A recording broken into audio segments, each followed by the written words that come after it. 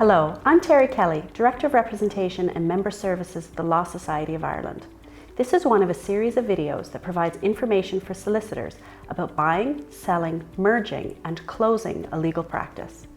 If you have questions or need additional support from the Law Society's Small Practice Support team, please contact us using the details at the end of the video.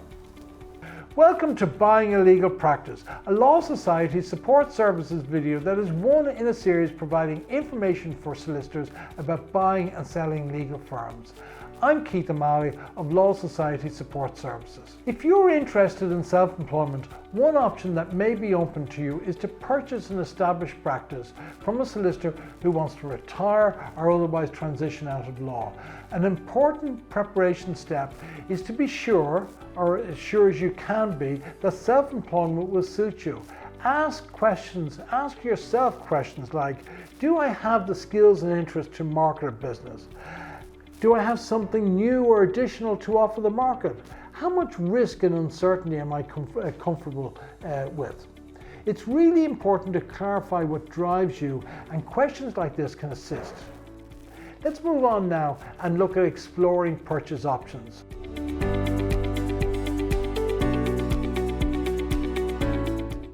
A critical matter is good fit between buyer and seller. This is especially so if a transition period is planned as part of the purchase agreement. A transition period of time between when the practice is purchased and the old owner fully departs. If incorporated into a purchase sale agreement, it can be any length, 6 months to 3 years plus. Also important is the type of practice you buy. Purchasing a practice is a long-term undertaking, and it's best to buy one that suits your personality, your values, and your abilities. Location is another pivotal consideration. Do you want to practice in a city or in a more rural area? Both have their own advantages and disadvantages. The key is to understand what fits in your long-term goals and how you envisage yourself connecting with clients and with your local community.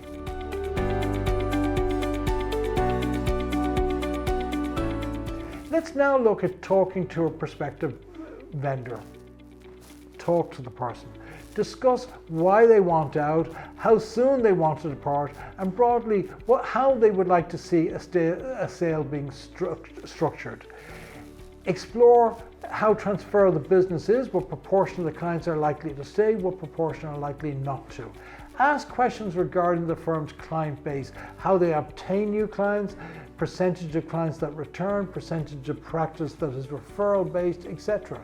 Consider what the firm's goodwill is based on. For example, a firm with a well-known person at the helm may not be worth anything near as much if that person departs. Let's progress on to negotiating a deal.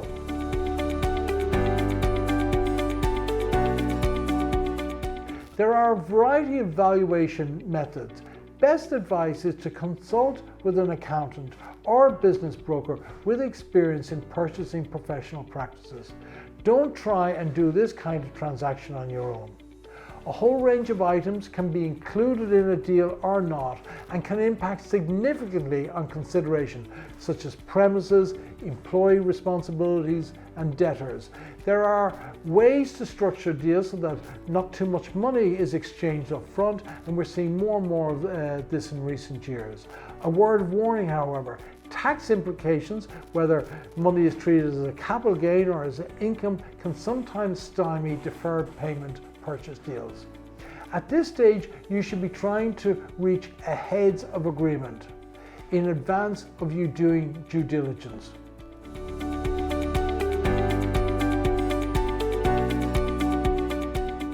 Due diligence is the next stage. You will have to organize due diligence in order to check, in as far as you can, that the practice in reality is in line with what the vendor has told you. You're best to organize this through an accountant who hopefully has been advising you. Let's look now at reaching an agreement. The due diligence exercise will have brought matters to light that need to be discussed and negotiated on. Try and have an open dialogue and develop an agreement that works well for both parties. Understand that you can't get 100% assurance on all matters. Buying a business inherently involves risk. The next step is to execute a business sale and to take over the practice. There are regulatory responsibilities to comply with at this stage, and you need to reach out to the Law Society Regulation Department, who will provide you with good support. That's the end of this video.